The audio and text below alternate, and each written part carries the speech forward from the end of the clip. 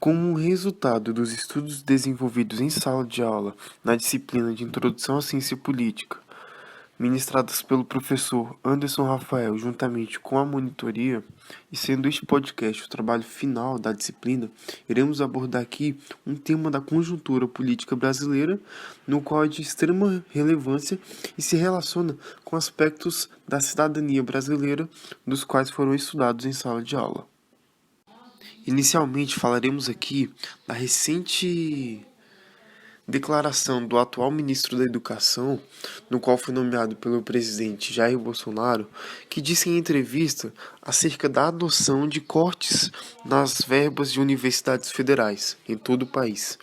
Segundo ele, as universidades seriam selecionadas segundo aquelas que não estavam apresentando um rendimento acadêmico que era esperado segundo ele e que estavam promovendo a balbúrdia. Isso tudo sobre a justificativa da necessidade de cortes nas despesas públicas devido à atual situação econômica do país. Tal medida provocou grande repercussão em todo o país e ainda tem causado e sido a razão de diversos debates e manifestações em todo o país. E agora no terceiro módulo e último da disciplina, um dos textos trabalhados pelo professor Anderson Rafael foi o texto de José Murilo Carvalho, no qual se chama Cidadania no Brasil, o Longo Caminho, e oferece uma perspectiva histórica acerca do termo cidadania, além de mostrar como que surgiu o termo e como ele passou a ser grandemente utilizado no contexto brasileiro, né? E é interessante falar que em seu texto Carvalho fala de uma cidadania plena, na qual nada mais é do que o cumprimento dos 3 direitos que constituem a cidadania, e são os pilares da cidadania. A cidadania tem como base o direito político, que nada mais é do que o direito de você votar e ser votado, o direito civil, que é o direito à vida, o direito à liberdade, e o direito social, no qual nós constatamos que mais se relaciona com a problemática que foi apresentada acerca dos cortes na educação. E segundo o autor,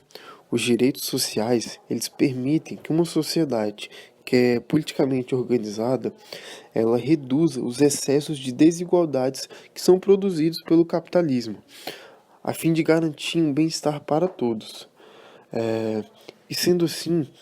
tendo o direito social como pilar para garantir e expandir os direitos de uma população, assim como promover a igualdade, a educação.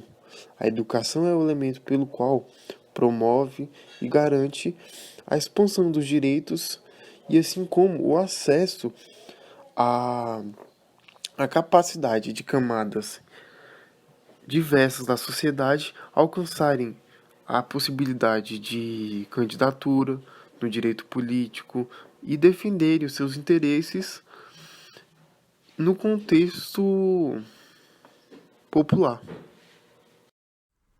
Como estabelecido por Carvalho, o voto é um direito político e um dos pilares da cidadania. Já a visão de Hirschman nos diz que, apesar do voto garantir uma parcela mínima no processo de decisão, acaba por estabelecer um máximo ou um teto para este. Sendo que logo após o congestionamento ocorreram manifestações, e após essas ocorreram repressões morais aos participantes, o que acabou por gerar uma nova e maior manifestação popular. Hirschman nos diz que a partir de uma ação pública negativa, sendo um exemplo o congestionamento dos gastos na educação, acaba sendo uma ação negativa do governo que acaba por inflamar a energia dos cidadãos. E assim nós podemos concluir que, mesmo diante de um cenário econômico complicado, o corte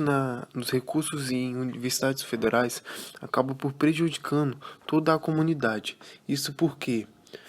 as universidades federais, como por exemplo a Universidade de Brasília, é referência em produção de conteúdo científico, assim como a educação por si só é um elemento no qual promove o desenvolvimento da sociedade.